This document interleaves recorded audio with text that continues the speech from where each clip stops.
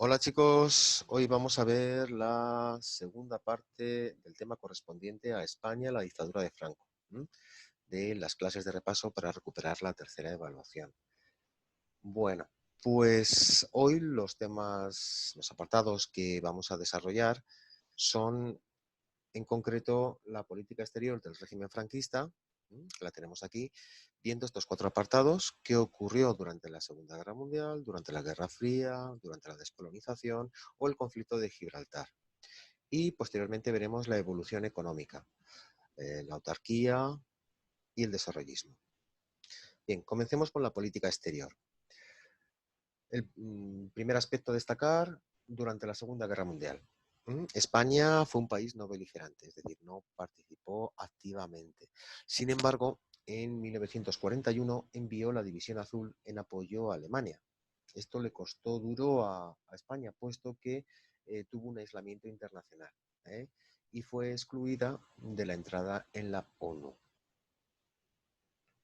Durante la Guerra Fría, el segundo punto a tratar, hacia 1947 España inicia un acercamiento al bloque occidental y debido a ello en 1950 la ONU anula su aislamiento. Esto va a provocar que, bueno, pues por ejemplo España lleve a cabo unos acuerdos bilaterales con Estados Unidos para que éste tenga unas bases militares en territorio español a cambio de una cantidad económica. Además, en 1955 consigue entrar en la ONU. 3 años más tarde lo hará en el Fondo Monetario Internacional. Y bueno, pues vamos viendo un acercamiento. Sin embargo, también hay factores que frenan esa apertura al exterior. En 1962 ya España intentó formar parte de la Comunidad Económica Europea, pero fue rechazada precisamente por el sistema político que había en España. El tercer punto a destacar dentro de la política exterior fue la descolonización de África.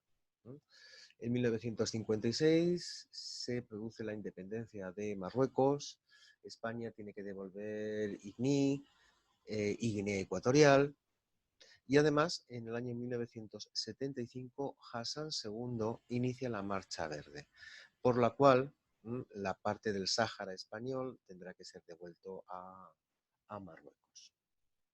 En cuanto al conflicto de Gibraltar, acordaros que ya desde 1714 la paz de Utrecht y la paz de Rastatt, a España había perdido Gibraltar y esta había pasado a manos de Gran Bretaña. Desde entonces había permanecido así. Ahora en 1966-63 hay un intento de recuperación de estos territorios. En 1967 Gran Bretaña convoca un referéndum entre la población gibraltareña con el resultado de que el 99,6% de la población decide seguir en manos de Gran Bretaña. A partir de aquí, en 1969 se crea una constitución que concede cierta autonomía al territorio y en el que se especifica la no negociación bilateral para un futuro. Bueno, pues estos son los cuatro principales aspectos que tienen que ver con la política exterior del régimen franquista. Vamos a la última parte, la evolución económica, y en ella destacamos las dos ideas que veíamos al principio del tema. Dos etapas concretas. La primera etapa, la época de la autarquía, que se extendería desde 1939 hasta 1959. Se trataría de una etapa de aislamiento internacional y con una política económica autárquica, es decir, de autosuficiencia con recursos propios. A nivel interno, Franco en 1937 crea el Servicio Nacional del Trigo para controlar la producción y el precio. En 1941 se crea el INI, Instituto Nacional de Industria. Se crea con la idea de fomentar las industrias básicas que había en España, sobre todo haciendo referencia a la industria siderúrgica, al refino de petróleo, a la aviación, fijaros que es el momento en el que surge Iberia, a la industria del automóvil, en este momento también surge SEAT, o a la industria del ferrocarril, Renfe. Además, Franco impulsó las obras públicas, sistemas de canalización, de regadío. Fijaros también que el 90% de los pantanos que hay ahora mismo en España se crearon en esta época. ¿Mm? La idea era, bueno, pues mantener el empleo entre los ciudadanos. La creación de pantanos exige grandes infraestructuras y muchísima mano de obra. Las consecuencias de estas medidas durante esta etapa, por un lado, el estancamiento económico, la baja productividad. Esto además estuvo recalcado por las sequías periódicas que se dieron durante estos años. No se importaban materias primas ni fuentes de energía, se consumía lo que se tenía. Había una gran escasez de productos básicos y debido a ello fue frecuente el empleo de las cartillas de racionamiento. Esto provocó el aumento de precios de muchos productos básicos y la aparición del extraperlo. A consecuencia de lo anterior, gran parte de la población pasó hambre, miseria, se multiplicaron los casos de indigentes y para solucionar el problema se creó un organismo, el cual ya hemos mencionado anteriormente, el auxilio social. La segunda etapa de esta evolución económica es totalmente diferente. Entramos en la década de 1959 a 1975, la época del desarrollismo económico.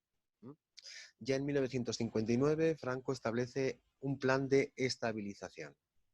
Se trata de la liberalización del comercio y de los precios, la devaluación de la peseta, congelar los salarios.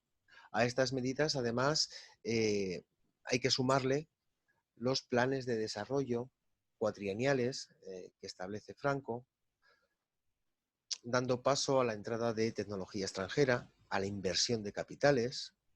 Es el momento en el que se desarrolla el boom turístico en España también, y también entran divisas con los emigrantes. Sin duda alguna, las consecuencias de estas medidas van a ser muy satisfactorias.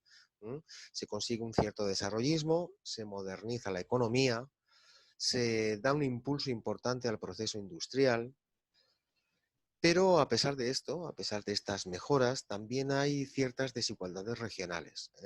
Las zonas que van a tener, donde se observa un mayor crecimiento económico, van a ser Madrid y la periferia, entendiendo por periferia todo el contorno peninsular, las zonas costeras. Y por el contrario, las zonas que menos se van a desarrollar van a ser el interior peninsular, a excepción de la capital, Madrid, que van a tener una base económica eminentemente agraria. Bueno, pues con esto damos por finalizado la segunda parte de este tema. Ya nos queda menos. Venga, chicos, ánimo.